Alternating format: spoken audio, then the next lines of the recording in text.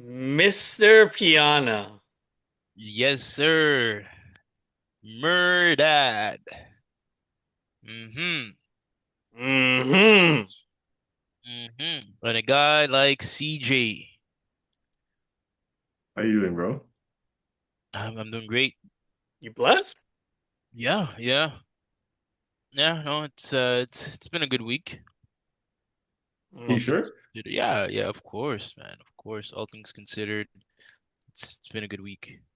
In the footy world, outside of the footy world, yeah, it's generally been a good week. How about you guys? Hey, hold on. Tell us why in the footy world it's been a good week. I don't think it's in the AFCON, you guys aren't kicking around anymore. And then there's the other elephant in the room. So I just want to know from a footy perspective why it's been a good week for you. Unless you played personally and you have like some personal accolades that you want to share and No, no, no. you know. Didn't play. Didn't play at all. This week, in fact. However, I mean, in regards to the AFCON, some good games. Now it's down to pretty much the final and the third place game. It's you just like to see good football, right? Even from the guys back home in the continent representing, right, to all nations. It's good to see. Now it's down to the last two teams, and I'll make sure I'll catch that on Sunday. Hope you guys do as well if you guys do get the chance. Now back to the other elephant in the room. That isn't Yacarez, by the way. But yeah, so Chelsea, Liam, Royce, Noor.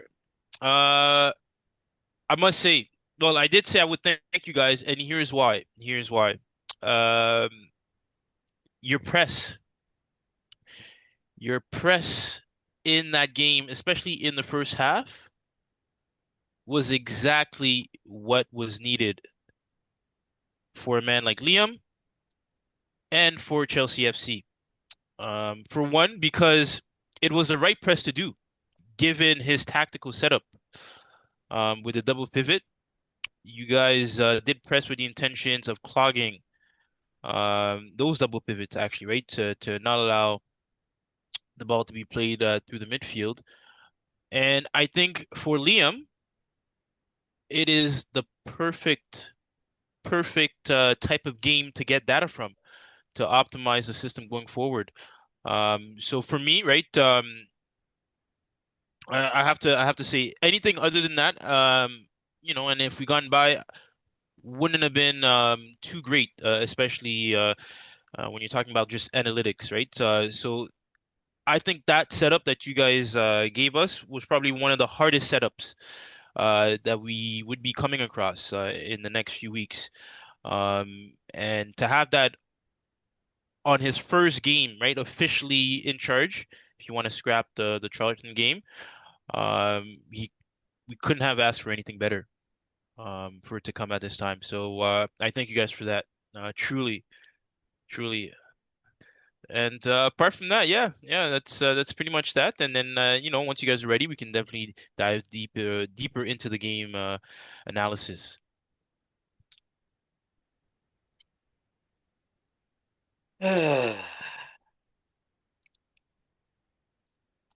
Is that a sigh of relief or a sigh of just It's a thanks? sigh because I am tired of your bullshit. Okay. I mean, there's no BS on my part. I'm not even being sarcastic. I'm actually like No, no, being no. genuine. I know. I know you're genuine. You're being genuine, and you're not being sarcastic, and you're not BSing. But I'm just,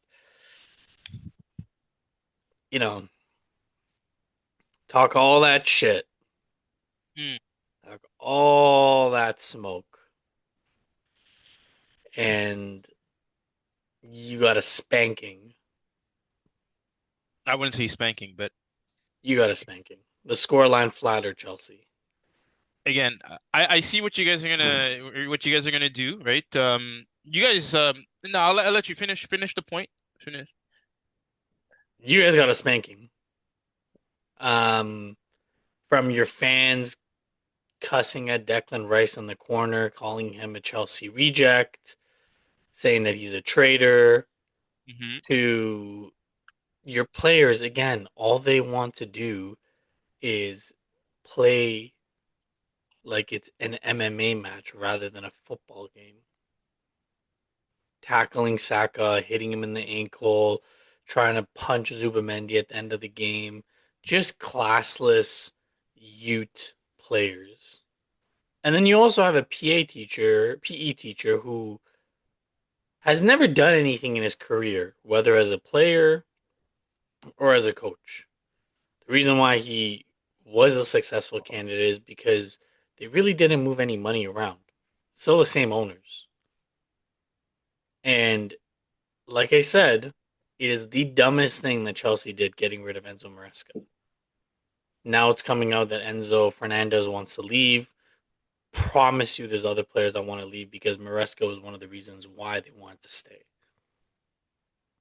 And you're always on like, oh, our Chelsea dominate Arsenal, blah blah blah blah blah. And there's been zero domination that's happened over the last 8 games, and that's over a course of 5 years. Wait, when have I ever said that Chelsea have dominated Arsenal? When have those words ever come out of my mind in my mouth in that sequence? Well, we can go back and because thankfully Oh, everything's recorded. oh, Everything's recorded. by all means, I can tell you from now, I have never uttered those words, right? In reference to the past tense. Maybe I have expressed it in terms of, yeah, we're gonna kick your ass, right? Referring to the future, the future tense, but never have I ever said that in a past tense reference. Let's just, Okay, make that sure. make that clear. Um, yeah, but still, 2020, how many trophies in the 21st century? Um, Oh, hmm. hmm hmm Did you know that you count trophies only for a select period of time? No, well, I'm just saying, you know what I No, mean? no, Like, I'm just saying too. I'm just saying. You know. like to say, what a time to be alive, right? So, right, we're live. It's our era, it's our period, right? We're not talking about the trophies that our grandparents got to see, right? Hmm. That our uncles got to see, right? We're talking about the ones that we got to experience, that we got to live for, that we got to cheer, right? Those are those 22, I think, that I'm referring to. So, yeah, So yeah. plastic clubs. That's what you're rooting for. Listen, man, if And if you're the one who also brought up the context of this game. And on your trophy comment, during that period, Arsenal were paying off the Emirates, and Chelsea were owned by a drug lord, pretty much. So, again, you're the one who brought up context. So that's the context of that period in time. Same can be said about Man City. So if we really want to go down this argument, you are gonna lose. there And you you go. guys already have FFP involvement because you guys cheated. Mm, So poor, what was it? poor. 75 charges? Hey, man, guilty as charged. Just, I'm just saying. I'm just saying. once the feds are ready to come put us in handcuffs, right? We'll go. We'll walk ourselves into the prison cell. Till then, you know what I mean? Like, Hmm. so, but Um, mhm. and then the last thing I want to say is you talked all that shit about Gyökeres. Talked all that shit, and he fucking spanked your back line. A I think. goal and assist, and that's all what the doctor wrote for him to get back some confidence. Listen, I'll tell you right now. I'll tell you right now. All right, that and you can poll and ask other strikers, right? Whether the goal that Gyökeres scored is worthy of any confidence boost. All right, you know what I mean? Like, okay, I'll give the assist. The assist is good. You're involving your players, right? You're showing some kind of industrialism on your part. But that goal there, right? Context, as like you like to say, right? Sanchez being Sanchez, we have to point that out. A terrible mistake. But I thought Sanchez was a world class leader, keeper. Funny enough, you guys, right? And I feel like you guys probably just wiped that out of your memory. He had a world-class save, like point blank range. Who was it that shot? Was it Mourinho or was it Martinelli? I can't Reno. remember. It was Mourinho. Point blank, saved it with his foot, and that's what that scoreline. 3-2. Funny enough, right? Yes, he gave you guys a goal, but that scoreline, Give us 2 goals. yeah, sure. I can't believe, is that the one thing you're really pointing out in this game about him? No, no, no, no, no. What I'm because I'm trying to I'm just Okay. replying back to Okay. the world class comment, right? That save was spectacular, right? And that's the reason why, if anything, we are still in this tie in terms of the scoreline being 3-2, right? It was important for us to not go away with a deficit of two or more. So, yes, he does have his mistakes, but again, I think again, it's, it's sorry, a new proceed. it's a new system, um, right? And we all know that Sanchez, even under Maresca, right? If we're being analytical here, Sanchez under Maresca at the start initially he did have his issues with I didn't you know know that a system impacts you stopping a ball from going in the back of the net.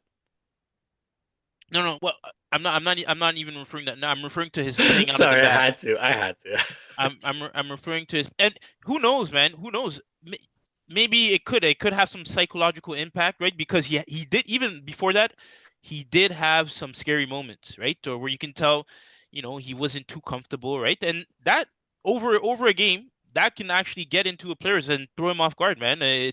That's all it takes, right? And things that you were suddenly doing that's routine, you make a mistake here and there, right? So, like I said, right, even before this game, I said even if we don't win, I want to see something. And there was something that was seen by Chelsea. You guys are probably not seeing it, What did you right? see? All right. For one, your boy Timber. Okay, that setup right there was created in terms of the pattern of play where he was isolated with Esteval. And how many times did Esteval cook him? Cook him, took him, was able to get past him. Um, Given the fact that that was how the pattern of play was set up to get him isolated out wide, and then he was able to maneuver, and he did a fantastic job. More so on the offensive end, right? Apart from just him being selfish at times, right? But in terms of his creation, his dribbling, bro, there's times where Timber did not look comfortable at all, right? Let's get that clear. And I don't know if you guys saw what we all saw, but you could say that Timber did not have a good game on that side of the pitch versus Esteval. And you think that's down to Rosenwar, whatever his name is? How do you say his last Of, name? I don't of, even know. You think that's down to him? of course, of course. Like when the thing is when you bring in a certain structure, right, a certain pattern play, the goal is right. You're optimizing for certain scenarios, right, in game. You see what I'm saying? Like it's not for some people the ball movement may look random, but it's far from it. Right? You're trying to create specific scenarios with your players at specific position at specific time, depending contextually as to where the other players are on the pitch. And that right there, right, was something even in the games against Charleston, getting the same thing on the right side, right? He's able to have a lot of time, right? So that was definitely something that was set up. And it looks like now we're trying to exploit the use of our wing players, right? So that's something that we like to see. And for me, I think this is one of the best game Esteva has had. Um, you can even say even with under Maresca, right? And you tell me if you guys disagree, but he had a pretty terrific game. With still lacking end product though, I would say, Of which is course, gonna but come with time because he's young and whatnot. he But is young, and at the same time, I think what you guys are going to from your side, right? Because you guys are saying you were dominating, and whatnot. I'd say what we saw was your experience. If anything, was your experience, was your structure, was your ability to stay organized. And when you guys got the ball in possession, right, in transition, you guys were set in terms of how you play. You see what I'm saying? But come on, let's be real. That's years in the making in terms of a manager and his system and getting the players to be able to optimize on that system. Versus us, it's the second game, right? It's a second game. Frankly, even those times where we were making those mistakes in the build up in the back, I wasn't surprised.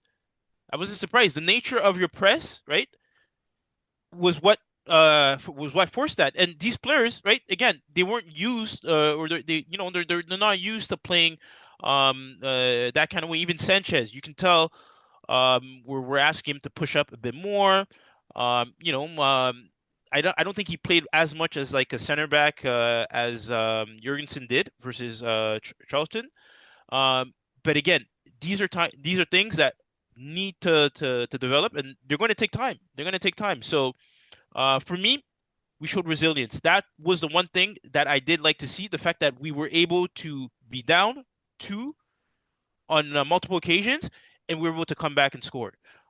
So right, kudos to Liam, and I hope that he's able to fix those defensive gaps, those defensive errors, because we did look shaky every time you guys were able to get the ball.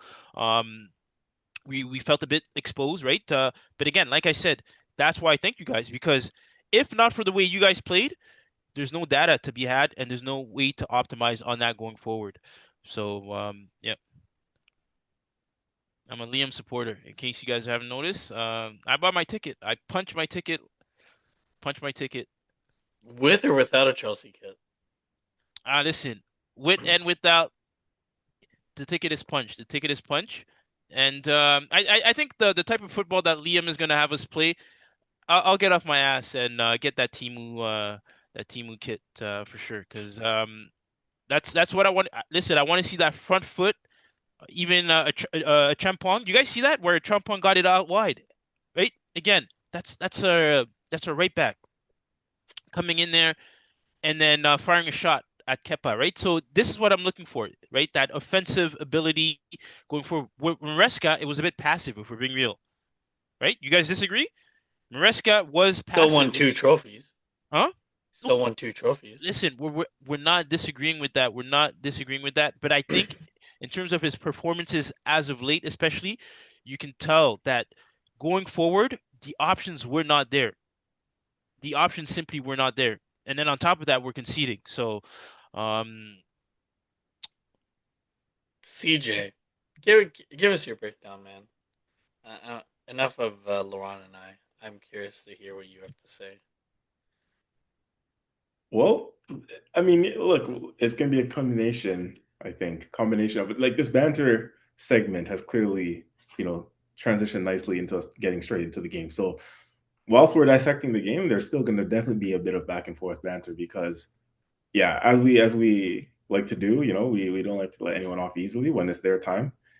Um, I asked Laurent where his pod fit was for today, and the pod fit, if anyone was asking and wondering, and for those who don't have the visual of the pod tonight, he's not wearing his bulletproof vest. That was the pod fit I was expecting. You know, now to be fair to Laurent, I kind of, off the back of the win yesterday, I was kind of gassed. Obviously, I was in the moment. I'm hype, whatever. But we're not, or at least I'm not. I'm feeling like maybe I should give Laurent a little bit of a break today.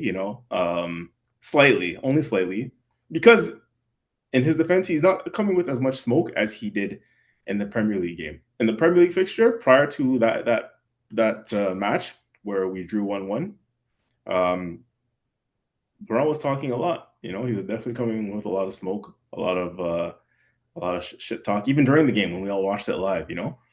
But this one, prior to this one, he was a little bit more humble, Humble pie.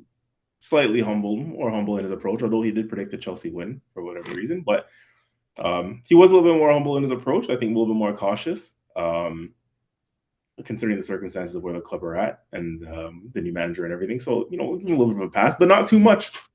Not too much because just like not just Laurent, to be fair, the other Chelsea supporters out there, um, anybody affiliated with Chelsea at the moment, it looks quite funny. The banter is definitely there. It's out there, as Murdad alluded to. It's nice to see all the clips going around of the fans trying to give it to Declan Rice, and he just literally silenced them moments later. You love to see it. Couldn't have wrote a better script for that. Zubimendi laughing in Enzo's face.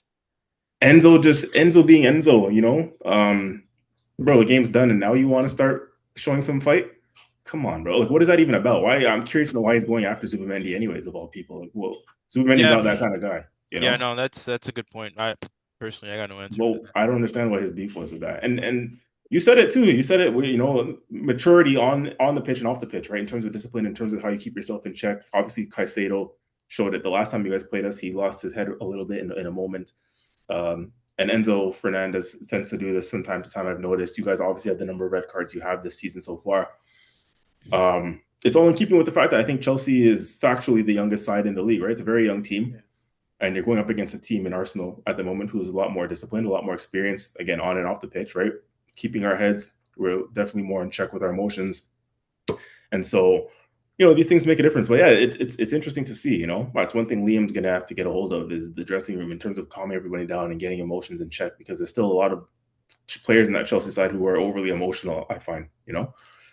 And there's just no place for that, and as far as Enzo's concerned, because it's like, where was that on the pitch? So if you have a good game, if you're performing on the pitch, if you're showing some fight heart out there on the pitch, then sure, you can try and bring it after the game. But I don't like to see that. You know, the 90 minutes, the whistle blows, and then now you want to start, you know, making it about you and being in the spotlight. Like, get out of here, you know? Anyways, yeah, before we continue on this, like, Laurent, I want to call you up on something, because, again, in the continuation of the banter, right? Chelsea fans are fuming because the one player that y'all talk shit about prior to this game is a certain Victor Gyökeres. And Gyökeres goes and probably has one of his best games in an Arsenal shirt against your side in your ground. And he scored the goal, which was obviously a tap-in, let's be real. But I was actually quite impressed, and the reason why we're saying it was one of his better games, if not his best game in an Arsenal shirt, is because I was impressed with his overall approach to the game. He scored the tap-in, yes, but obviously we saw the assist, the way he held the ball, showed that composure in the box and laid it off nicely to Semenyo.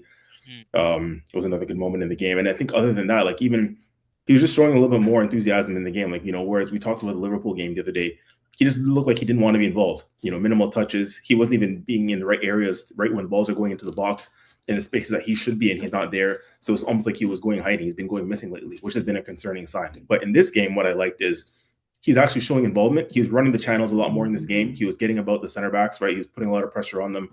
He was obviously a big part of this press that you're referring to. And then there's moments even in the first half where, if you guys remember, there was a moment where he got the ball in the left channel of the 18-yard box, got the ball, held the ball up a little bit because he didn't really have any options. And I'm thinking, what are you going to do here? Because he doesn't normally show that sort of composure. Held the ball up a bit, didn't really have any options, turned on his own, drove into the box and hit like a left-footed shot that went just wide of Sanchez's goal. And I'm thinking that's good. That, you know, that was an encouraging sign. We haven't really seen much of that from him. You know, usually he'll like lay it off quickly, or he'll make the wrong pass or make the wrong decision. But for the first time in a while, we're seeing a bit of composure from him in that instance. And I said, this is a good sign. You know, he obviously went on to have a good rest of the game from there. So I think he was clearly on it yesterday for whatever reason. Yes, he was on it. You know. We even seen him in a moment, you know, when me and Murdad, you know, I'm sure you've seen this as well, giving it to subliminally, right, indirectly giving it to Saka a little bit, showing that character, that personality, a little bit of that, like, you know, how guys like Ronaldo act when it's like, hey, give me the ball. Like, why didn't you give me the ball in that situation? You know, we saw that with him and Saka, which is going to be interesting to talk about. But he, you know, he had that moment right before he scored the goal where he was a little bit pissed that Saka didn't give him the ball in that moment, right? You can see it, that frustration. It's like, give me the ball. I'm here. He wants the ball in that scenario. You know, why are you not giving it to me? I don't care if you're Saka, you're the star boy, you know, give me the ball in that situation. So all that to say, I mean, he's one of the players, again, that, you know, will, for that game in isolation, will make, you know, Chelsea and anyone Chelsea affiliated have a little bit of egg on their face, you know, criticizing the guy as a number 9. And, you know, you called him an elephant, Laurent, but didn't really play like it yesterday. You know, he had a good game and troubled your back line. But I think a good thing to directly question you on now, for being honest, is Sanchez. I mean, will you retract anything you said about Sanchez in terms of how highly you've praised him? Because again, he made that save that he did yesterday in the game, and I can't believe that's where you're starting on, because he made that save after he's fucked the bed, or shit the bed, as the expression goes. Pardon my language. Twice. You know, you're saying that one save he made kept you in the tie. Wait, when you say twice, the first time is what, the corner? Is that what you're referring to? Mm-hmm. Yep. You know what? I if I'm being completely honest, I don't even think the corner was on Sanchez, much so as it was on the man that was tracking. Was it Ben White? Yeah, but the ball goes over Sanchez. He's flopping. If you're going to come out as a keeper, they say you have to get there. He's flopping. He's a big keeper, 6'4", whatever it is. You come out in no man's land. At the same time, though, I do think because our own players were even blocking him off. Funny enough, I don't know if you guys noticed, right? It wasn't just the Arsenal player that were blocking him off. It was our own players as well that were blocking him off from that tussle in there, right? So that first goal to me, like I said, right? I think I used the word freak, a freak goal. Um, the bent on it was what was really deceiving. I don't know if you guys saw how much bent was put on that from Race, Well, yeah, but but that's what he does. That's our you know, bread and butter, right? Everybody knows that. Where I mean, and Liam, your boy, defended us actually. He said we're not set piece FC.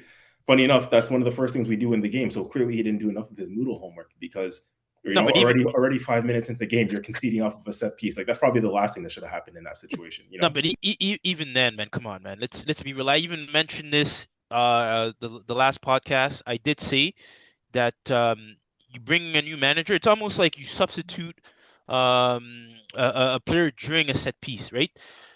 It's hard, right? Because it's a new staff. It's a new staff, right? It's a short amount of time. This game was pretty much what, like how many days after he came in, right? Like there's only so much that they can analyze and train the players into how you guys take those set pieces, right? But how So hard is it to like? You don't need, a Pep Guardiola to know that Arsenal's good at set pieces, and you should probably watch out for that. You know what I mean? Like, and these players, not just these are big men, right? Not little boys. The players alone have played against Arsenal before, so somewhere along the line, somebody in that dressing room, whether it's the coach, the players, say, "Yo, Mhm. this is the first thing we need to do to stop Arsenal, is stop their set pieces." And it's just comical that 4 or 5 minutes into the game, you guys concede from a set piece. Like you couldn't have written a funnier script. Like there was just so much hilarious things around this game that just made me like really, you know what I mean? And I don't yeah, know. but And back to the sorry, what were you I gonna say? I I I think like if I'm looking to be a yes when a keeper comes out, you do have to get it. Yeah, it's his However, fault, man. 100%. it like I said in that case, right, he's being blocked. But I'd say whoever was tracking Ben White, to me is more at fault because But there's if no he reason. comes and gets there though, it doesn't go to Ben White. It goes over him to Ben White. So you're right, but But the thing Sanchez is, is the first mistake. unless like for him to have gone there, it's like players like you know what I mean. Like if you have two, like I think it was like two or three players blocking him off, almost like they're making a circular shape around him. You, You're giving unless Yeah, him you're but too that's much credit. nothing new for Chelsea, right? Sorry to cut you no, off. no, but what I'm That's saying, and it nothing. wasn't even just your players; it was players from both teams, No, I right? agree with you. No, I So agree with you. But it's like, either That happens all the time. but you got to go through it. When you're a top keeper, David Raya does it, Donnarumma does it, Martinez does it. Like even Robin Royce does it from Sunderland. Like you got to get through. And these Chelsea players knew about our set piece routine because you guys faced us at the bridge. So like, yes, I agree with you that maybe Liam can't couldn't get his style and his set piece organizational tactics in, but the players ultimately know get all the players away from your keeper. And if I'm Sanchez, with the way the referees are protecting the keepers, I'm going through someone because if I fall over and it's a goal, there's probably going to be a VAR check, and we'll likely get to it in the other semifinal.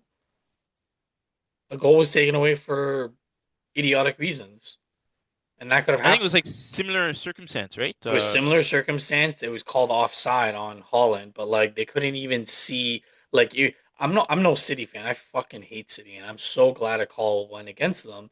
But like, come on now, that was terrible. So like, I hear everything you're saying. I'm not. I'm not trying to banter you, but also like you're a big keeper.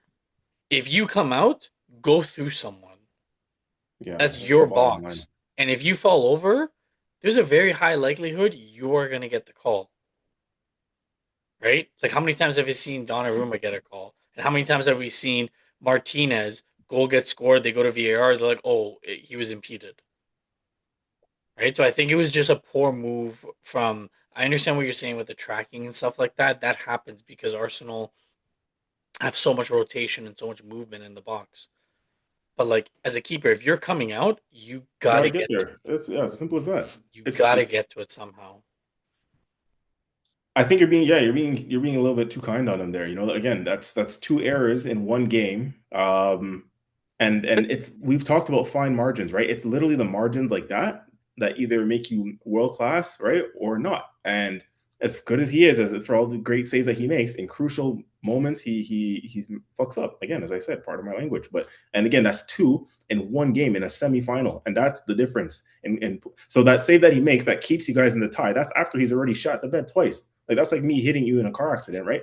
And then apologizing, and I'm gonna go buy you flowers. I'm gonna buy you a new car. Well, I already fucked up twice. You know what I mean? Like, what good is it getting you a whole new car? You didn't need a new car to begin with, so it's just a waste of time. You know. So that save that he makes is trying to make up for the fact that he's already put you guys in a deficit. So he's kept you in the tie after costing you guys the game. You know what I mean? It doesn't really make any sense. But I mean, in sports, even that's big, man. Come on, like just how many years ago? Who was it? The Liverpool keeper, Carrick, I think it was, Yeah. versus Real Madrid. Mm-hmm. Bro, that was mistake after mistake, and his psychology was done. You know what I'm saying? Like there was no coming back from him. All right, so And now he's killing it. huh? And now he's killing it. Yeah, in like a no man's league. I don't know. Do you guys know where he plays? Look at that. You're having to search that up like right now. Like like I think that was his end. That was that game right there ended his career. If we're all being honest, right? He was a big prospect. He was trusted, and yeah, that game. So yes, Sanchez. Of course, to me, I think there's still a lot of work that needs to be done. Especially right with the set piece. To me, again, it's a tricky scenarios. Yes, the principles hold that if a keeper comes out, right, you do have to get to it. But the Mm-hmm. funny thing is even had he stayed on the line, the like if Ben White still doesn't get tracked, right, and he has a point blank header the way he did, that ball can very much still go in the net, even if the keeper is on his line. You see what I'm saying? Sure, yeah. So But then there's we're a double. blaming somebody else Yeah, after this. We're not blaming Sanchez. We're just blaming that's fair. somebody else. That's fair. But what I'm saying is like even with Sanchez, if we're still going off of the first logic here, I still think there's a double fault like that. Whoever was tracking or supposed to mark Ben White, you should have been there. There was no reason for him to have a free header in that area in the box, right? But again, aside from that, Sanchez, like we've seen in the past, I think he just needs to get comfortable, right, with the distribution and with the style of play that the manager brings in, right? Because we've seen how Sanchez can play, right? He has, bro, eight clean sheets in the Premier League. I think at some point he was tied with David Raya, right, with your world class keeper, for the Golden Glove, right? So that's not just any keeper, right, to have that amount of clean sheets in the Premier League, um, if I do say. But yeah, no, I thought it was a good game. I thought it was a good game. You guys had your moments, and you guys played well. But again, I think Timber did not have a good game. And But I when don't know was if the you last time he played left back? And see, I knew you were gonna say that. But for a player of that caliber, the way you guys praise him so highly, there should be no excuse. yeah, but Even if you're Did switching, Esteval score? huh? Did he score? No. Did he get a However, point? however, you allowed Esteval to get into dangerous positions, and that's his job. His job is to stop and neutralize all threats. Even like he pushes up. Usually, you notice that he has the capabilities of neutralizing threats even at the halfway line, right? Not allowing the players to turn, not allowing the players to get past. But he found that Esteval was a problem to the point where he needed Rice's help. He had to have other players come in and support him, right, to defend him. So yeah, I'm not giving you guys that pass in terms of him switching flanks, because a player of that stature, right? You guys are saying what the best right back in the world, Playing or out of position, yeah. yeah. So that I think if you're that quality of player, you should be comfortable switching flank. It shouldn't bother you, especially on the defensive side of things, because I'm not even criticizing his crossing. Apparently, he didn't have on the attacking sense, right? He Yeah, wasn't. the Yeah, attacking end was piss poor because he's yeah. That left footed. that that okay, that's fine. Maybe it's your wrong foot, but defending, bro, like you know what I mean? Like we can play this game upside down, and you still gotta be able to hold your own, especially when you're that good of a player. Hmm. So let me ask you this, Mm. and I'll ask CJ too. Um, Advantage Arsenal going back to the Emirates.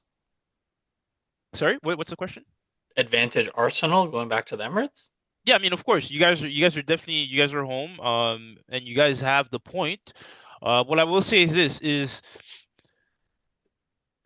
how or when we be able to gauge how Chelsea is going to perform in that away game will be based on Chelsea's next performances. Because again, right now, right, it's been 2 games. Um, we have yet to see, especially given the fact that we're missing five, 6 players, right, that Yeah. are usually starters. So we have yet to see how that looks like with them under this new system, right? So if the performances for the next 4 or 5 games, I think you guys are the 6 or 7 game that we have. Yeah, so you guys face Brentford at home, then Paphos at home, Hmm. travel to Selhurst, face Palace, Hmm. travel to Napoli to face Napoli, and then you host West Ham prior to the second leg. So, Right. um, arguably, I would say you have 3 tough games in there and 2 games you should win. Mm. Um, and again, the other part of it is too, like Arsenal's back line is bare bones, right? We don't have Calafiori, we don't have Mosquera, we don't have Nkapie. Um, so okay, so you're saying just naturally, given that it's at the Emirates, advantage Arsenal. Yes, yes. And but I'd be willing to change my tune in terms of the likelihood of Chelsea winning. If I see some solid performances, scoring, some good attacking plays, because I've seen that we can get to you guys, especially, bro. There's again, it was the execution that was lacking on our part. Like we had so many chances in midfield, even the Pedro Neto, the Jao Pedro. There's one where I don't know if you guys noticed, Jao Pedro. We like he was set up nice in the midfield, picked up the ball, no one on him, and he tries to pass it out wide, but the execution was poor. It hit the back of one of your players. And just like Mm-hmm. that, the attack just evaporates. I don't know if you guys remember that. Um, but yeah, but other than that, yeah, no, I think we can compete away if we play well in the next few games. CJ, you're in the same boat that it's advantage Arsenal. Yeah, for sure. And I know I didn't dissect the game the way that I wanted to, so I'll just quickly say 1 or 2 words now as to why I'm confident in the way I am. But I mean, yeah, if you look at how we turned up, right? The scoreline didn't reflect obviously the dominance that we had, and that's the disappointing part. It's Mm-hmm. such a weird double-edged sword because if you asked any Arsenal fan before the game, would you have taken a win at the bridge going into the second leg? In any which way it came, yeah, 100%. You know, a scrappy 1-0 win, like any win, right? You take it. Um, but as the game has gone on, you're thinking, how the fuck did this game end 3-2? Because the way we dominated the chances that we had, I mean, obviously we there's the goals that we did score, but the goals that we didn't. You know, obviously we mentioned the Marino strike, which was a great strike that Sanchez did save well. The following corner, right after that same play, Gabriel has a wide open header Oh, that he puts over the bar, and you're thinking 9 times out of 10 that's his bread and butter. He puts that away, yeah. right? A couple other situations, in and around the box, right? That we just had so much. I feel like we were just majority of that game was played in their half, and you're thinking we need to capitalize more on this. Odegaard had a couple of good strikes, um, and yeah, it's disappointing, man. It's disappointing that it just feels like we should have had more of a deficit. Um, and now again, I think that scoreline flatters them. And again, to be fair to them, all banter aside, right? Obviously, mathematically on paper, that 1 goal margin, you're still in the tie technically, but you know, they'll probably they would walk away. I'm sure they'd go into like dressing room thinking like, we got let off the hook, essentially, because they'll Yeah. know, right? Those Chelsea players, they'll know that they got played off the park yesterday, but they're mathematically still in it somehow. Um, but yeah, I mean, again, the way we approach the game, right? It was just one of control, right? That word that we like to use and that Mikel likes to use, controlled. The press. I was definitely as well very impressed with the way we, um, definitely got high up the pitch early on. We didn't give them a sniff really, and it was a combination of us pressing very high with them trying to implement, Chelsea trying to implement the style of play out of the back. You saw it numerous times, Yeah. right? Obviously, they were really forcing it. And you can tell that that's a style of play thing, right? Where they're not trying to go long every time. And Sanchez, right, had the ball at his feet numerous times where he's trying to play to one of his men, even if there's a guy with his back to him. You can tell that that's an instruction from management, from the coaching staff. Like, listen, this is how we're going to start playing the game, and we're going to start approaching the game. Give it to these guys, and we're going to try and play out, from the keeper and from the back line into through midfield and so on. So, but and you can tell that's something they were trying to do, but obviously they're not very experienced in doing it, because with our press as well, you saw almost numerous turnovers, especially in that first half, right? Mm. But they kept going at it, they kept doing it. So again, it's clearly an instruction thing that they're going to try and implement, even if it's this early on. Um, so we'll see, in a few weeks' time, right? Obviously, with players returning as well, we have to get that in, that they'll have back. A few more training sessions, a few more weeks under Liam's belt, it could look like a bit of a different side. That being said, us being at the Emirates, we haven't lost at home all season, and the reality of the situation is Chelsea needs to come in and win by a 2-goal deficit to get through. And even if it happens in the game where it's like 1-0 Chelsea, whatever, sure it'll be hairy moments and ropey throughout the game. But I think at the end of the 90 minutes, we'll have done our job, and then we won't make it easy because we never really do, right? And that's what this first leg was, controlled dominance by Arsenal. But again, it's not over because we never make things easy for ourselves. So it's just like we're gonna have to go finish the job essentially in the second leg, and by the end of that game, by the end of the 90 minutes, we'll get through. I think we'll have just too much for them, because again, like I said, they have to win by a 2-goal deficit, right? And Yeah. we don't concede like that, especially at home, and we've never lost at home, right? We're I think only 2 draws at home, 1 or 2 draws. The rest have been Yep. all wins. And again, we talk about Chelsea still being young, a naive side, and under a new coach. I think that it'll come too soon. But stranger things have happened in football, to be honest with you. But again, I don't see it. We I haven't think it's lost to advantage. Chelsea in 8 games, 4 wins, 4 draws. And our teams were worse, arguably, in those games. So, and we've gone better.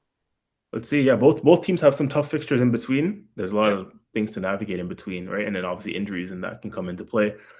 So we'll see, man. But I think it's we're close to saying we do have that 1 foot, right, Yep. in the final. I think it's definitely advantage Arsenal, because even a draw, right? We all said it. Like, we said that in this tie, the team with the second leg at home is always going to be the favorite. And if you have a win going into your home leg in a second, like, it's again, that's a lot to overcome if you're the opposition team, right? So, and I think that we'll obviously talk about the second game now, the second semifinal. But yeah, I mean, I think we're in a really strong position. It's actually a good segue to the Man City Newcastle game, as Man City strike first as they beat the holders 2-0 at St. James's Park. Antoine Semenyo scored again. He could have had a brace, and we chatted about it a little bit earlier. That VAR decision was, and I'm no City fan, but that was piss poor. If it takes you close to 6 minutes to come up to a decision, like, just go with the call on the field. What is it that you saw that said, "Oh, he's offside"? If you wanted to say interference, okay, sure. But if you said interference, then why is it so different in the Chelsea Arsenal game? Like, there's, and I think a lot of the fans, what they complain about VAR is there is no consistency. In a span of 3 hours, one VAR may say one thing, another VAR may say another thing, and then you got Howard White coming on and be like, "Oh, we messed up." Okay, but systematically there is something wrong, and it needs to change, because it's starting to ruin the discussion about football, and the Premier League seems to get it wrong more often than not. Um, the other talking point, I don't know if you guys got a chance to watch the game, but Joe Linton and Bernardo Silva were going at it.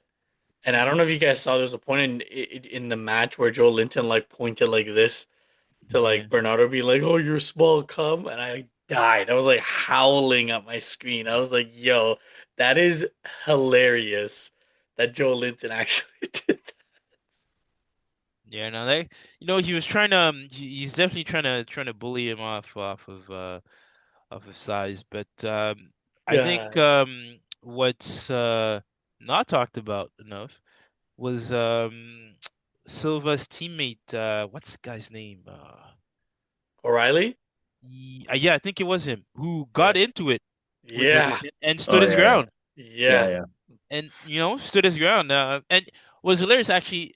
Man, this is what like you can tell. Sometimes soccer players actually annoy me, bro. So I think he tries to push him first, and then O'Reilly gets a swipe at him. He reacts to see if the ref is gonna Do so. right. Yeah. Yeah, Yeah. yeah. Then once he sees that the ref is not gonna react, then he's like, all right, I'm gonna bully this guy. It's like, you know what I mean? Like, come on, man. Like, yeah. But yeah, no, that was funny though. That was funny. Joe Linton and Bruno Guimaraes would fit perfectly at Chelsea. Just trying to make every game into MMA instead of MMA. football. Yeah. Like it's Uh, yeah. But again, another team with advantage going at home. Um, yeah, I think that tie's done. No, you guys agree? yeah, um, hmm, let's see. Don't yeah, don't do it. So, okay, this is why I say no. Man City play Spurs away February 1st. Mm, They face Newcastle February 4th, and then they face Liverpool at Anfield February 8th. Okay, that is a hell of a run of fixtures in a span of 3 days. Whereas Newcastle play Liverpool away prior to, and then Brentford at home.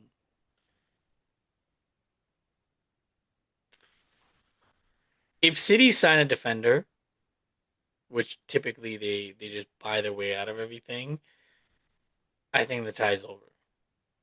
If City don't get a defender and none of their defenders come back healthy, I think Newcastle has a chance. mm. Like I think it's going to be even scrappier than the Arsenal Chelsea game. Really? You Yeah. think Newcastle is gonna come with that kind of energy? Yeah. Oh yeah. Mm, They're the holders. They're the holders, man. I genuinely believe that they'll come with some form of vengeance. And who knows? Again, for both ties, like we don't know what the injuries are going to look like. We don't know the form and stuff like that. There's so much that can happen in the next few weeks. But um, if I'm giving a percentage, yeah, I would say like 65% City's going to move on. mm. But I wouldn't make it like a 80-20 or something. Okay. Do you think the Arsenal Chelsea tie is over? No, Hmm.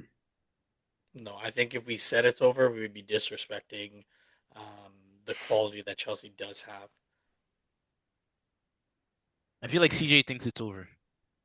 No, honestly, if I'm predicting from now, which I'll be happy to do, I think it's an Arsenal and City final. I would confidently say that from now.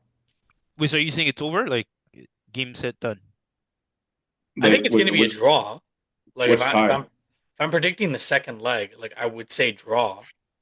I do not think Chelsea beat us. It's either going to be an Arsenal win or it's going to be a draw. Wait, so then you're saying it's over? If that's what you're saying, then you're technically saying it's over. Yep. Okay, in that sense, yeah, sure, it's over. Hmm. But I don't think it's simply being like, oh yeah, it's over. We're gonna walk over that game. No, no, no. I think it's gonna be like 90 minutes of, you know, Yeah. like back and forth, and I wouldn't even Okay.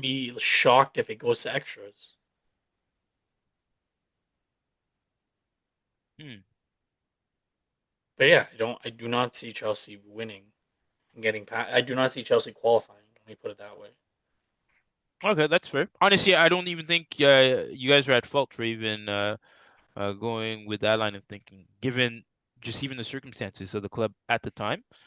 Um, but like I said, if you guys notice that those performances suddenly, start to creep up on you in the next 4 or 5 games, No, no, hear me out, right? I'm talking about like the actual performance, right? The score lines, I think you guys will probably be like, okay, maybe they might come in with some new, right? Yeah, but I'm already saying that. Like we're both already saying that it's going to be a Hmm. difficult game. No, but you're saying But that based off the performance up to date and the fact that there's really nothing concrete.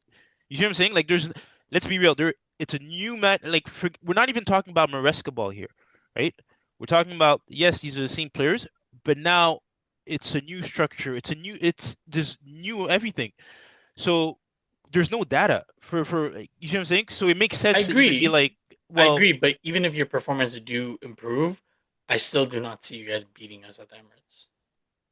that's fair.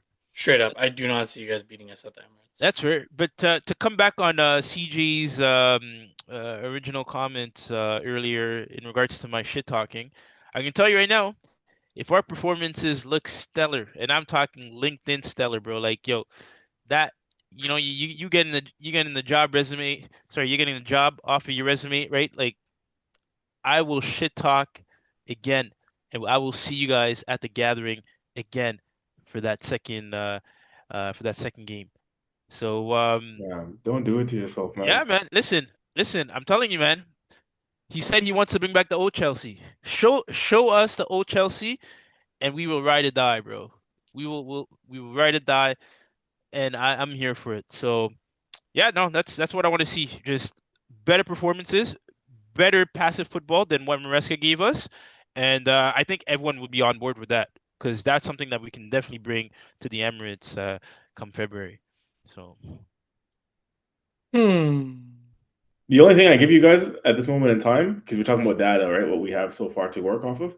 The only thing that I give you guys is the fact that, let's be honest, three of your four best players weren't playing, and likely they'll all play next game if they're all fit. Well, it depends if Cole Palmer, decides he's on his time of the month or not. But otherwise, if they all choose to Ah, turn up on the day, then that's the only actual, sort of data we have to work off of to say, yeah, you guys are going to improve because your better players are going to be playing in the game. again, yeah, I beg to but differ. again, it's almost like you guys are choosing what to disregard, right? It's if it's the same manager, right? If it's Maresca, then you have a set template that okay, this works, right? This works. This is what you can expect in terms of even XGs, goals conceded, this and that. With this guy, we don't know that. No one knows that. In present time, no one knows that. But what if that looks like, bro, these guys are just scoring at will the next four? You see what I'm saying? Yeah, but you're But also what if it doesn't? disregarding Arsenal's And again, record and at that's home. yes, and again, right? Sorry, I'm going to answer the first question, and then I'll get back to the Arsenal record. Yes, if it doesn't, then my point stands in regards to well, then obviously if the performance aren't there, then I can't. No one can, in good conscience, put us in favor of doing anything in that away game. But I'm Yeah. saying if we're figuring out right the build up play, you can tell that the keeper is looking more comfortable because you even noticed it. You said it yourself that there were times where we're building up, and it almost looked like the players were thinking of what to do next. That should never happen. At an elite level of Hmm. football, players should not be thinking. It should be you've rehearsed this how many times, and now it's just you're operating, right?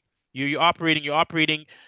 But bro, there's one instance where Sanchez and I think it was Fofana, they were just passing it back to each other, almost like fuck, like you know what I mean? Like a guy's looking to his right to see what the answers are to fucking cheat on the exam because they didn't know. They didn't know, and it got so bad to the point where I don't know if you realize where that could have been a mistake that led to a goal where the ball just kind of lofted in the air, but First half? met. Yeah, I think it was first half. Yeah, I think it was first half. Yeah, something like that. Like, come on, man. But again, that's because they're just not used to it. So that's what I'm saying, right? At least allowed to see, okay, how's their pattern of play going to look like in the next 4 or 5 games?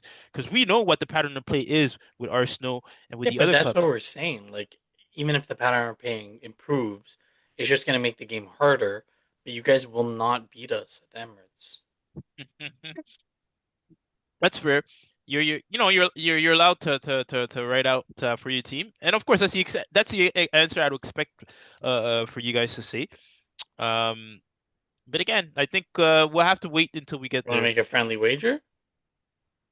Not now, definitely not now, because again, I have no data to go off, right? So it's like, Okay. When we get to it, we'll make a friendly wager, mm, all right, yeah. and you can pick the numerical amounts, the amount that you'd like to Jeez, the bet. confidence. Mm, all right. Anyways, going back to the City tie quickly, my quick input, yes, that tie is over, in my opinion. Newcastle, again, have to come to the Etihad and score 3 goals to get through unanswered from City. This is not going to happen. I don't think that happens. Like, obviously, Chelsea have more of a chance than Newcastle, um, I would say, because of the deficits. And if we're saying, confidently that Arsenal's going through, then surely City go through with a 2 goal deficit at their home ground, and they have to be kept out from scoring. So Newcastle has to score and keep City out from scoring at the Etihad. It's just not going to happen. I don't see it. Okay. Um, Speaking of City, Michael Carrick's first game in charge welcomes Do Pep us, Guardiola and Man City. do us Um, a favor, Carrick, man. yeah, Manchester Derby, first match of match day 22, 7:30 a.m. Eastern Standard Time. Any chance of a actually we're predicting this game, but um, actually I don't care to ask because we can just predict it now while we're going through it. Any chance of a draw for you guys? What do you think City's gonna dominate? There's a chance. Yeah, I definitely think there's a chance. Um, Manu, whoever's in charge in their banter era, have played City well over the years. Obviously, there's times where they get slapped, of course, but um, as recently as last season, what was the result earlier this year? They played earlier this year, no? What was the result? I don't think so. And this is the first one. Is it? I believe so, if I'm not mistaken. Maybe. But anyways, last even just as early as last season, City lost to United at the Etihad. I remember Ahmad scoring late on in that one, and I think Bruno as well with a penalty. So yeah, United can get results against the bigger sides. They beat Liverpool at Oh, Anfield earlier this sorry, season. September 3-0 at that Etihad. It was 3-0 City, right? Yeah. Yeah. Um, but yeah, like I said, no, as recently as last season, and I think that was it under Ten Hag? Anyways, Ahmad went to the Etihad and scored late for City to sorry, he scored late for United against City at the Etihad, and United um, beat City at the Etihad just last season. Something we haven't done in a very long time. And United have got a couple dubs over City at the Etihad in recent times. Um, and so they do cause City some problems, right? It's a Manchester derby. So, of course, form goes out the window, as they say. Um, it's about who wants it more on the day, right? That's where the passion comes into it in these sort of derby games. And yeah, that's what United's going to have to show. And I think they are going to have to show that after let's not gloss over this. The fact that they've gone out in the first round of another cup again. Um, Something like, I don't know if you guys heard this stat going around. They're only going to be playing 40 games this season, and that's the first time since the early 1900s, in and around the times of the World War, is the last time United played only 40 games in a season. And for those who don't know what that means, really, in a Premier League season, you play 38 games in a season, right? Because the 20 teams, if you're one team, you play every team twice. So that's 38 games in a season. And then, so that's already 38. And then the extra 2 games are the one cup game in the EFL Cup for them, where they lost to Grimsby famously. And then this past weekend, where they lost in the FA Cup to Brighton once again at the first hurdle. So for a club like United to be playing only 40 games in a season, that's Shamball. mid-table. That's mid-table to low level of the table teams kind of running games, right? Those are the kind of teams, not being disrespectful, your Wolves and those type of teams. You expect those type of teams to play 40 games a season, right? Minimal games. You're out of the cups early, so you're only having Premier League games, no Europe, right? For a club of United size and stature, you're playing only 40 games in a season. You're out of both cups at the first time of asking. to Grimsby Town and to Brighton at home, a rotated Brighton side. No Europe, and your season's done already in January. You're Manchester United. That is an Mhm. absolute disgrace, and I don't hold back on saying this to anybody, any United fan. We all know lots of them because they're all people talk shit about Arsenal fans. United fans are just as bad, if not worse. You guys get back, down to your little shells and just, settle Yeah. yourselves for one more season because I don't care how bad it's been for us. Murdad, and I talk about Arteta. I've talked about, the darkest of times, finishing eighth twice in that. We have never finished 15th, 16th, wherever it was in the table.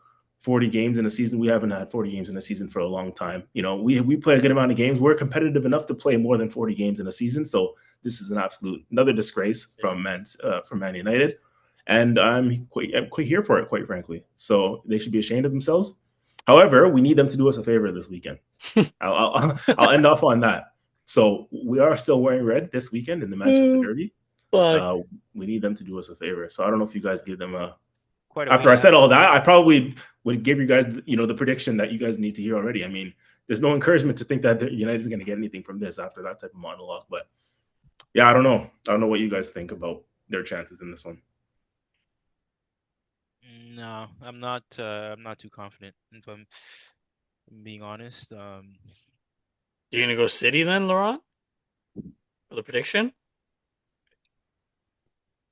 Most likely either a draw or City, but I'm not. United's not winning. Okay. Yeah. Saying that Brighton one was the last chance, Laurent. Like honestly, I was thinking about that game and I'm like, this is the last time I fucking ever bet on them to do anything. Like that was a fucking embarrassment, bro. Mm. And I know you have a little bit of a soft spot for them. I feel like, all banter aside. So it's like Yeah, that's why you he's keep worn the picking them. United jersey. Yeah, the mysterious United kit that I have yet to see, but Um, Sunderland. They're. Can you believe that them and Arsenal are the only teams that have yet to lose at home? That's Oh, yeah. crazy. Oh shit, That's yeah, that's true. that's crazy. And CJ, remind me, was it Laurent that said that they're getting relegated? You know Oh, what? To be fair to Laurent, no, that could have been me too. I think did I put them in there to get relegated? I don't think. Did you? We might have to fact check this. no, I don't think he did. But I just put all the teams that went up Got because promoted. yeah, Yeah. usually that's usually how it goes. Yeah. They're- Well, they're taking on Oliver Glasner's Crystal Palace. Um, I truly I don't even want to. I don't feel comfortable asking this question, but do you guys think Palace hand Sunderland their first loss at home, or you think it's going to be like a draw or Sunderland win? I can't see Palace winning that at the Stadium of Light. I agree. Hmm. That was a quick answer, but this one may be a little bit longer. Chelsea up the Chelsea. Facing a red hot Brentford, sitting in fifth spot.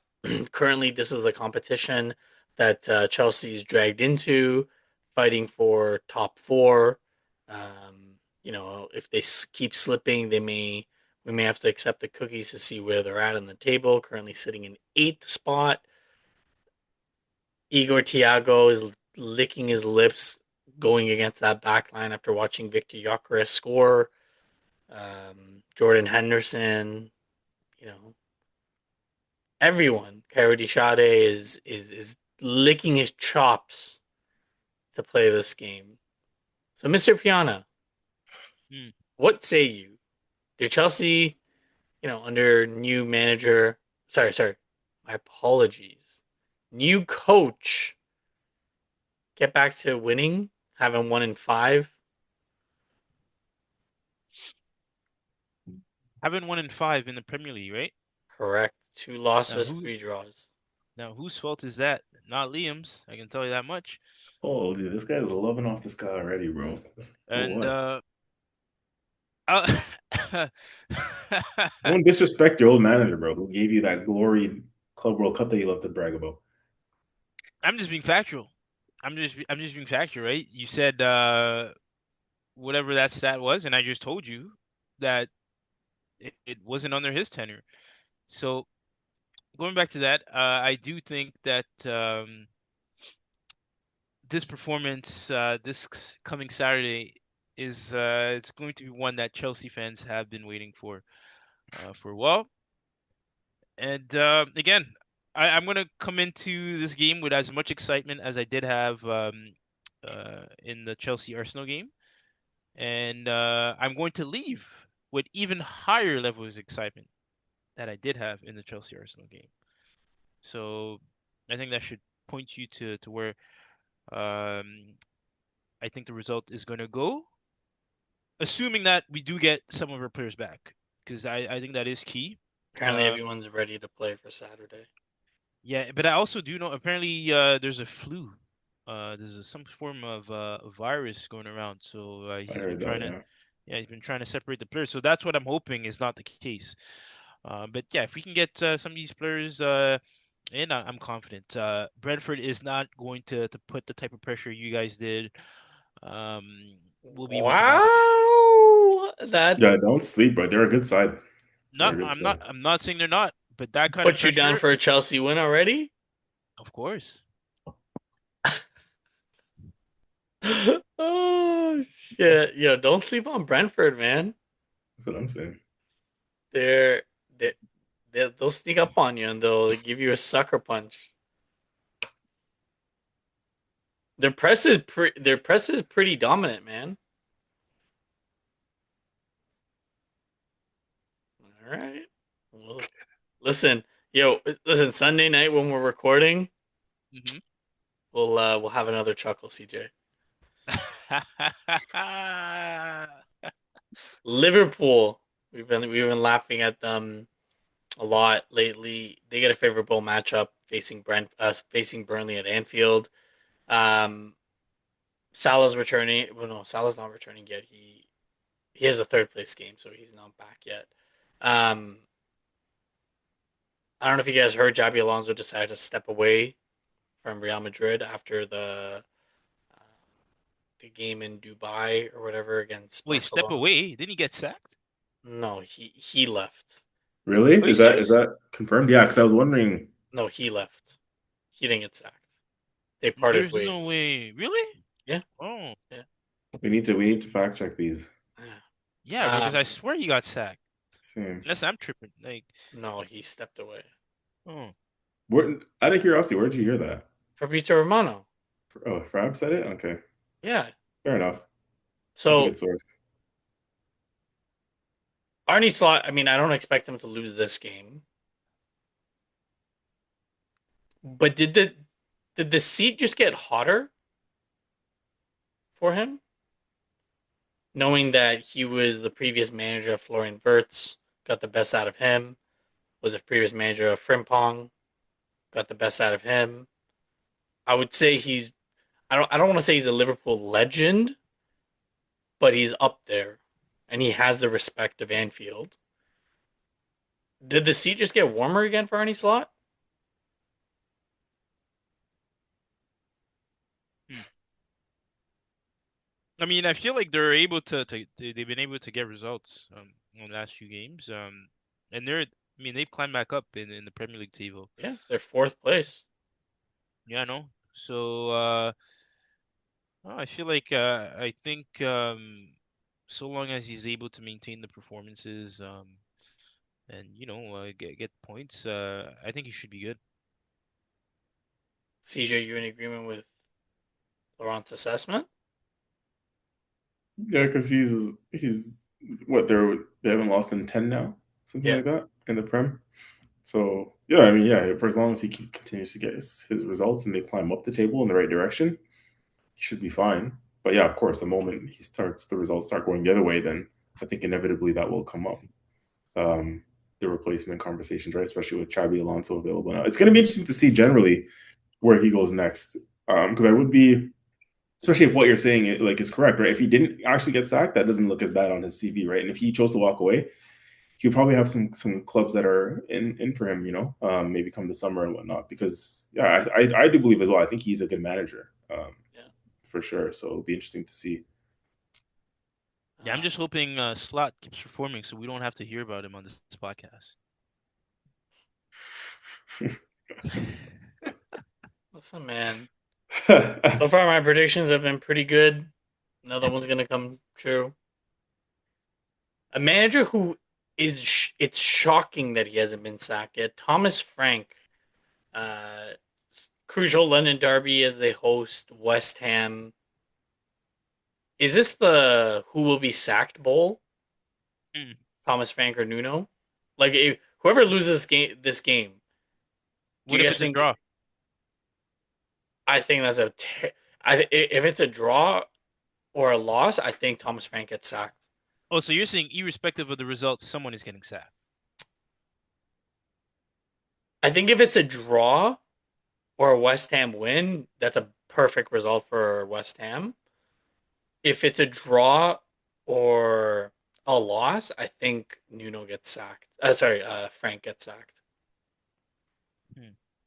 Like you're at your home stadium. You're facing relegation battling West Ham, and you just got signed Conor Gallagher, which I think on a low key, I think that's a good signing for them. Like, cause Oh, Pauline, for Spurs. yeah, Mm. because Paulinia is going back after his loan spell's done. So I Hmm. think that's actually a really good signing for them. Get some energy in the midfield.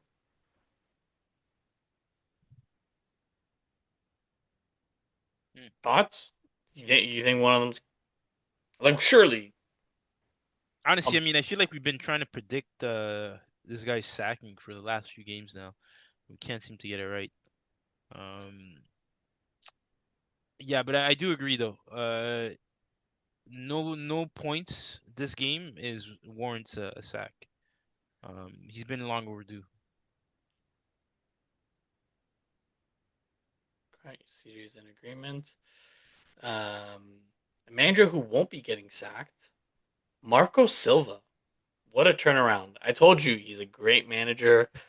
Um, he may be looking for a promotion come end the season. He heads to Ellen Road facing Leeds. Both teams are in good form. A draw would maybe a fair result in this game. But the one question I actually want to ask you this, CJ, is are Spurs a bigger club or is Spurs a step up for Marco Silva?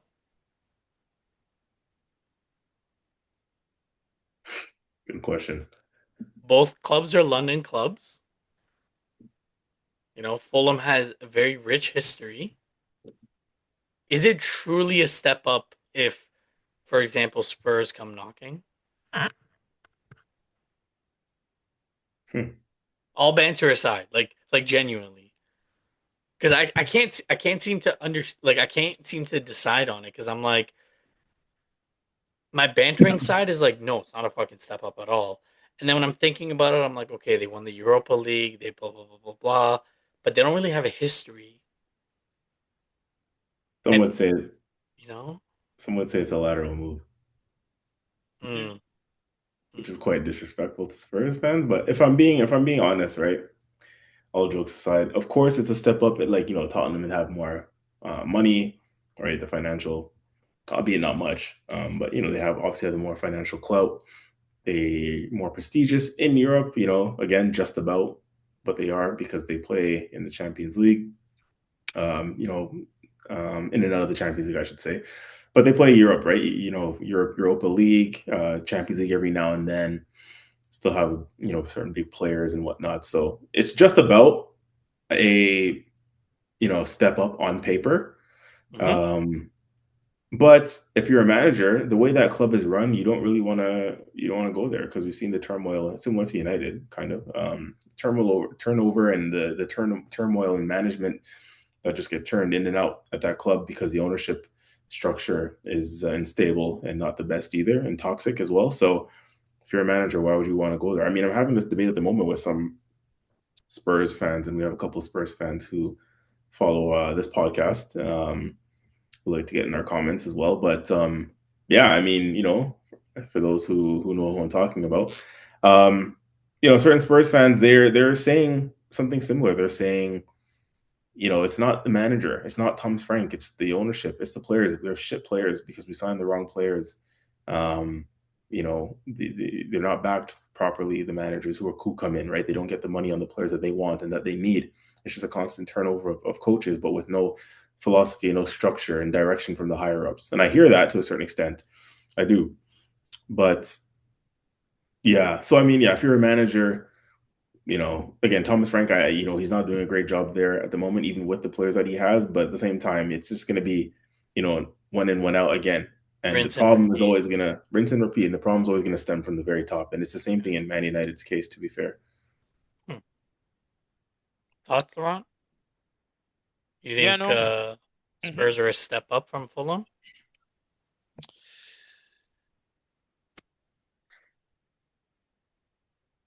I do feel like, weirdly enough, the name, just off of the name, and the branding, I think they are just purely off of that. The fact that we However, have to think about it so hard is telling me that they're not. yeah, no, there's a lot of sorry, justification that's sorry to going cut you into off. it. But no, I mean, um, if you look at it through the lens that CJ has evoked just now, you could argue, right, that it's not really a step up because you're not going into an organization that seems like they're built to win top down, right? And yeah, that's an issue long term. But purely off name and brand, yes, I would say they are. Another club who one could say top down is in a shambolic situation. Forest. They're able to get some stability thanks to Sean Dyche, but they welcome the league leaders Arsenal after a dominant semifinal, slapping up the Blues. Causing some of the January blues for them. Sure, they got the flu, but I think it was just the January blues that they didn't want to come face the wrath, the reckoning that occurred midweek. Complete dominance. It was just embarrassing for Chelsea. So, um, it was almost like watching Um, Jake Paul fight Anthony Joshua or Joshua Anthony. that is crazy. He was standing there, waiting for the 1-2 punch, and bam, 3 goals on the back of the net. Anyway, sorry, I don't know why I got sidetracked. That was yikes. I need to talk to my doctor about that. Wow. Um. Anyways, Arsenal have historically struggled at the City Ground, and no matter how poor Forest are in the table, this is going to be a very tough match. I don't know, CJ, if you agree with me. This is going to be difficult. With the way that the rotations happened, I do anticipate some rotation in the front line. The lineup that I went with is Raya, Timber, Saliba, Gabriel, MLS. Yes, I did go with MLS. I just think the way that Ben White has looked, I don't think he can play 2 games in 3 days. Um, Zubamendi, Rice, and Eze instead of Odegaard. And Wow. This is yeah, your lineup, or this is what you think he's going to go with? this is my expected.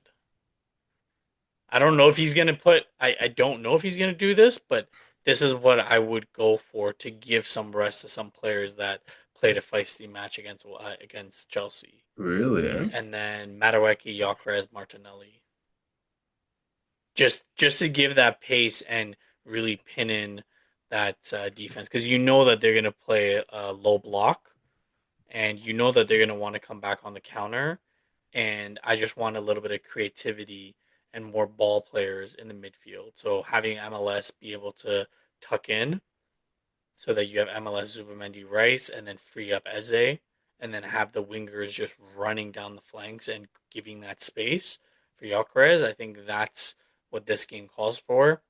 Again, I may be wrong because I'm not getting paid millions of dollars to be a manager. Uh, but thoughts? Mm. First of all, the difficulty level of the game, of course. We're back to the Premier League, right? This is the bread and butter competition. This is the one that we want. I mean, along with the Champions League, of course.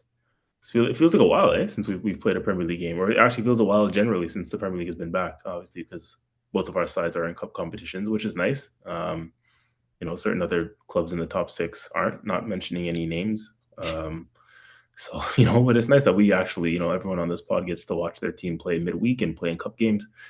So yeah, it feels like a while since the Premier League has been back. And to be honest with you, our last Premier League outing was a 0-0 draw against Liverpool. Seems like many moons ago now, to be honest. But which is why, transitioning into the lineup, I actually don't think that he's going to go with this lineup, and I wouldn't either. Considering again where we got that shark chasing us in Manchester City. They're high off of their fresh new signing, who is looking good so far in Semenyo. They're 6 points behind us. We let them off the hook with that draw last game against Liverpool. They play before us this weekend in the Manchester Derby. I don't think there's any room for rotation. Again, as I said, this is our bread and butter competition. This is the one that we really want, along with the Champions League. We need to, I think we need to go as strong as possible, and I think Arteta will go as strong as possible. Again, I think he'll be encouraged by the team that he saw midweek that started. We obviously had a really good first half, obviously, a majority of the game, obviously, but we're talking about strictly the starters who started that game. We started like a house on fire against Chelsea, and I was really encouraged and pleased with what we saw. And that almost looks like now Arteta's go-to starting 11. Maybe until Havertz gets fully fit, because he loves Havertz, so he might throw him up top when everything is, when the whole team is settled. And I'm talking with everybody fit, right? And in the back line, I'm sure it would be Timber right back and Calafiori left back. But at the moment, with what's available, I think that he trusts that back line the most. I think he showed that midweek against Chelsea. And I think he would go with that again this weekend. And that's Ben White at right back, Timber left back, the two center backs, Gabriel and Saliba, Zubamendi, Rice, and Odegaard in the midfield, and Saka, Gyökeres, and Trossard. I think that team has shown, everybody in that team that I've mentioned there has merit to be in the starting 11 at the moment, based on performances and output so far this season. That's been his tried and trusted. Again, Trossard been our best attacking player. Saka is Saka. And then Gyökeres, he obviously had a good game at Stamford Bridge, but prior to that hasn't been performing too well. But we've talked about our record with him in the team, so if it ain't broke, don't fix it, kind of thing. So he'll continue to get the nod up front, right? We're doing well with him in the team, nonetheless. And in terms of the back line, again, defensively, he just obviously trusts Timber more than Lewis Skelly at fullback. So if that means having him swap over to left back to have Ben White at right back, who played very well, by the way, at Stamford Bridge, then I think that's what it'll mean. And I personally think that's what I would do as well. Like I said, every game in the Premier League at the moment is our cup final because of how much it means and how important it is to get the 3 points. So this is the competition that we really want. I don't think there's room to rest Saka, an Odegaard or even a Trossard, who's, like I said, has been our most informed attacking player. So I think you got to start as strong as possible. We can't afford to drop any points. In today's day and age of the Premier League, the standards that City and Liverpool have set over the years, you can't afford to. Every game is a win. You got to win every game. Even sometimes, a draw feels like a loss, such as the standards that Man City have set in recent years, right? Where they just win every game. And I feel like we need to try and create as much separation from them as possible, to be honest with you. And so I think he'll go, with that lineup that I mentioned, as strong as that. I would do the same. 3 points is a must. This is what we really want and what we're here for. With all due respect to the EFL Cup, man, I'm looking to hopefully win that Premier League in May, man. So we need to get on it. We need to win this game. We need to start strong. I'm going to be nervous for it. I've got to be honest with you, because as I said, with City doing what they do in Liverpool, that Liverpool game still being a little bit fresh in my mind, despite the fact that I said it was a long time ago. I know what this Premier League means and what we need to do in this competition, because this is where everyone is really judging us, and I think we can touch on it in podcasts to come, right? The importance of what the EFL Cup does for us. If we win the EFL Cup but don't win the Premier League, that type of stuff. Like, I don't think that would mean much I don't think that would mean much for Arsenal Football Club at this stage of our process, our phase, whatever phase we're in. Is just an EFL Cup win good enough for Arsenal Football Club this season? I don't think so. We need to take care of business in either the Prem or the Champs. That's what's really going to satisfy, I think the footballing world, right? Both Arsenal fans, pundits alike, everybody will shut up. I think finally if we get one of those big ones over the line. So yeah, I'm looking forward to it. I hope we get the points, but I feel like every Premier League game from It's here on gonna be out going big. forward is going to be nervy, and I think and hope we get the points. The Just quickly, I reason. wanted to. Oh, sorry. Go ahead. Go ahead. I was going to say, David Raya goes back in goal. Obviously, that's something we didn't touch on. How did you guys find Kepa's performance was midweek? Because we talked about Sanchez's errors and um, I'm still trying to like wrap my head around Kepa's performance. Like did he play well? Like people were saying he might have been at fault too for the second goal, similar to Sanchez's, right? Where you come out, you got to get there, despite the traffic, despite whatever's in front of you. If you make the decision to come out as a goalkeeper, you have to get there. That's what they teach you, right? So some people are saying, you can't help but think that if Raya was in goal, because he's a very good commander of his area, right? David Yeah. Raya he's good at collecting crosses. He reads that well. And despite the fact that he's for a keeper, he's only 6 foot flat, right? Huh? Kepa's taller than him. So he's one of the smaller goalkeepers in the league, David Raya, if like, based on stature, right? But he commands his area so well. And some people are saying, if he was playing, one or two of those goals might have been alleviated because he just commands his area so much better. But yeah, what did you guys make of Kepa's performance? Well, sorry to the Raya comment. I'd say Wolf fans would probably disagree with that, but Wolves fans? Wolves, yeah, Wolves fans. I'm not following you. What happened? Did I miss something? Oh, you've managed to wipe that horrendous moment out of your memory, I see. No, let me give Are you. you talking Sunderland? No, I'm talking. Was it? I'm pretty sure it was Wolves. Yeah, I'm pretty sure it was Wolves. I think I know what you're talking about, and I don't think it was Wolves, where he came out of the in no man's land. Yeah, I'm pretty sure it was Wolves, where the Nigerian guy scored. Yeah, I swear Robbie, that was. Ryan Robbie or whatever. No, no. Yeah, yeah, I'm pretty sure this is the Wolves game. And Saka managed to get you guys back into the score sheet 2 minutes after that. With the own goal. Yeah, I think that was. Yeah, that was Wolves, no? It Yeah, am I was, like, but interesting that you're saying that was Raya.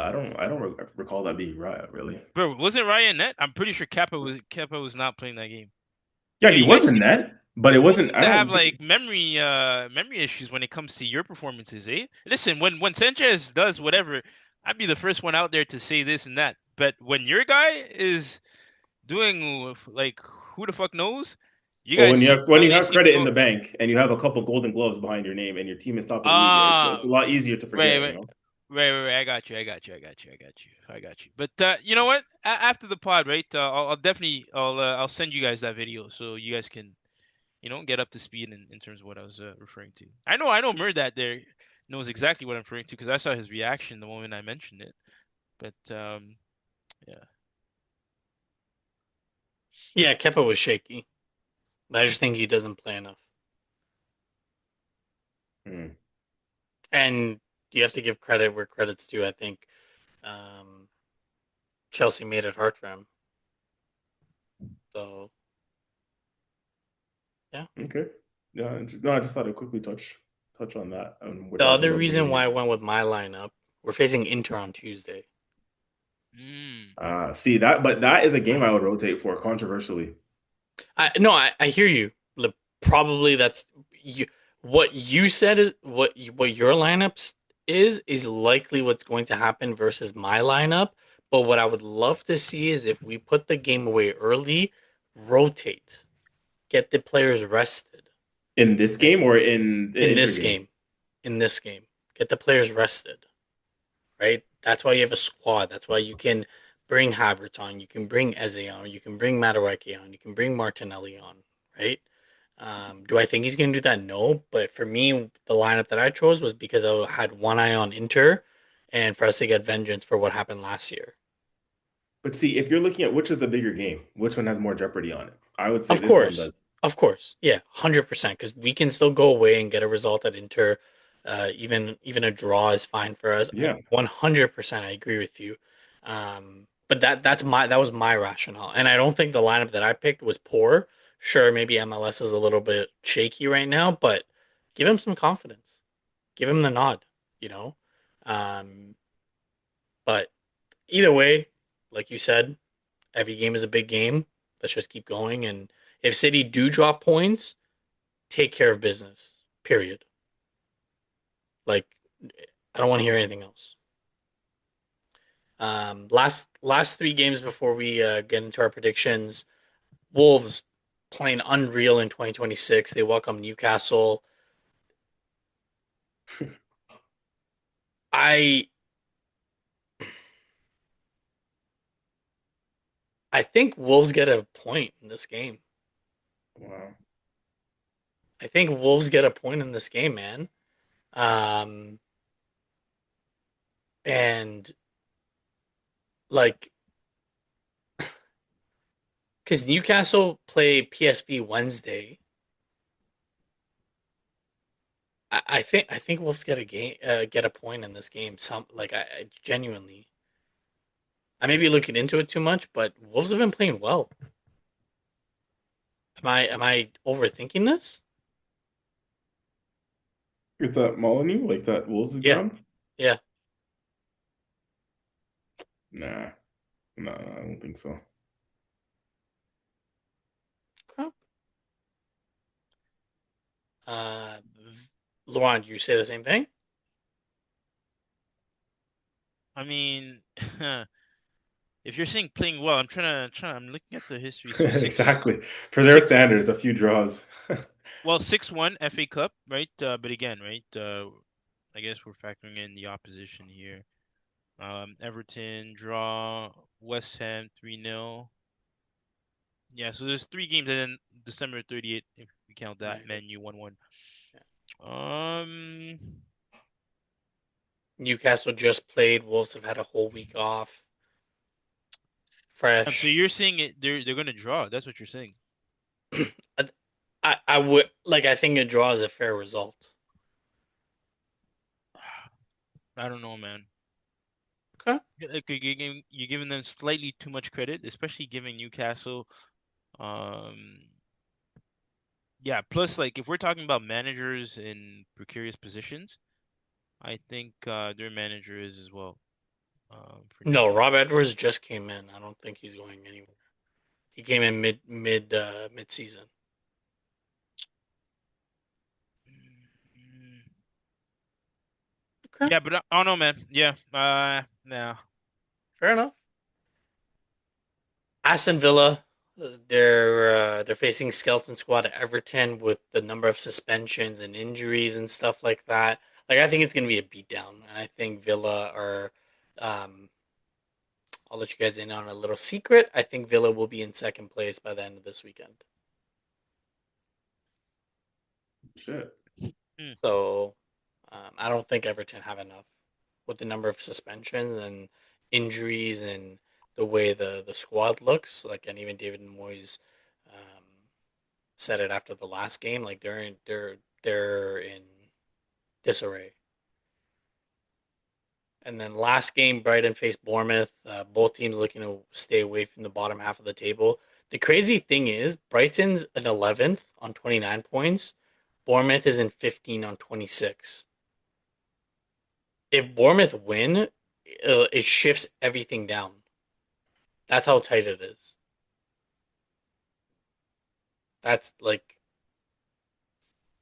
and then, oh, wait, what's this? Oh, in 14, sorry, I just had to double check the name that I was reading. Spurs in 14th. Yikes. They're closer to the bottom than they're at the top. Hmm. Sucks. Oh, fuck. It's a good thing we don't know what that feels like. Um, Prediction leaderboard CJ, I'm tied. 50 points Yes. each. Yes. Yes. Yes, And you are. Laurent, back to your regular scheduled position. fighting to stay relevant, just like your squad. Damn. Oh fuck. It's okay. The podcast is almost over, man. The shots will stop. Arsenal Forest. What say you? Arsenal. Wow. CJ. Yep. The Arsenal. Three I'm not gonna points. ask you about Chelsea Brentford because you already said Chelsea. I'm gonna go draw. Nah, say Brentford, bro. Come on. No. Put some gusto behind you know, your shit talking, your backhanded compliments, all of that, bro. Like you can't be out here and then picking Chelsea draw. I mean, you're still dropping points. So. Like Brentford, the pressure, the press, like come on, man. I Pick it. mean, I'm just trying to show Chelsea respect. Listen, we don't clearly, right? My boy Enzo said we don't need your respect, right? Keep that shit at home. So, you know, now come on, put some cojones behind it, right? And say Brentford. Or are you giving Liam Rosenor, you know, a bit of credit? No, zero credit. Because remember, he's still a PE teacher, right? That never Oh, changed. 100%. That's not changing. All right, all right. That's definitely not changing. So you're going draw, eh? I am going draw, sir. Hmm. All right, Yeah. CJ. No, I agree. I think that game has a draw written all over it. If you guys had a bigger midweek game in the Champions League, I would go Brentford. But you guys are facing Paphos. Like, I mean, Paphos, Carabag. You know what I mean? They- I know that's the standards of Chelsea. Yeah, man. So that's what I'm saying, bro. You still got some time to change that prediction of yours. United City. I'm going City. I am I'm going going City. draw. Yeah, I'm going City as well. All right. So, Laurent, you have a chance at taking the lead, going ahead. Well, we'll see, man. We'll see. We'll see. I feel like if anything, I'm probably gonna move one spot. Oh, actually, no. Yeah. Yeah. I can, you're right. You You are could right. finally feel what it feels like to be atop the Premier League. Actually, no. I think I'm gonna tie you guys. If anything, from that Chelsea win. And then you said draw. Sorry, you said draw for Yeah. yeah. Mm.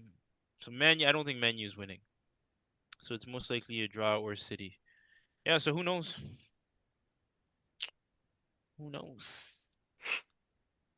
It's getting interesting. Yeah, it sure is. All right, fellas. Another one in the book. Um, Listeners, viewers, we say it all the time, but genuinely thank you. Thank you for following us. Thank you for listening to us. Thank you for entertaining our banter, our controversy, our backhanded compliments, our bald headed talks, our infatuation with Arnie Slot, our infatuation with the toilet bowl, aka Spurs. This isn't scripted. The only thing scripted is I actually don't even know if anything that we say is scripted. I think we just shoot from the hip. Um, I mean, listen, all I can say is I don't know if your Arnie Slot rants are shot from the hip or if you go into your journal late night and rehearse rehearse your little mom. my monologue about my hatred of him. Oh fuck. Listen, real talk. I was talking to my cousin about this, and I told him I said, um, genuinely, I think he deserves to the end of the year Mm. But now that Jabi Alonso is available, I think if there's a run of form, if there's a run of games where Liverpool is struggling, I think he's gone. And, I think he's gone. and I think Alonso would be the perfect fit in that club, I especially Yeah, with agree. his, yeah. yeah. So eh, I think he does deserve. This is the only compliment I'll give him. I think he does deserve to the end of the year. But 2, 3 games not picking up points, he's gone. Mm. So yeah, on that bombshell, hit that like, hit that subscribe. We'll be back. We'll be back laughing at Laurent and the PE teacher. We'll be back laughing at. I don't want to. Never mind. I'm not going to say that part because I don't want to bring on bad juju because we've given up a 10-point lead before to the robots.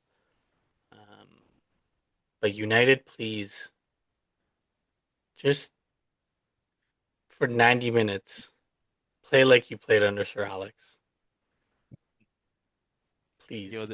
the nerve of you guys to go and just bash people, basically just spitting in their faces and then asking for favors right after. What the heck is that? Yo, oh my gosh. I've never ever Yo, yeah, that is wild, bro. But hey man, if they come through for you guys, they come through.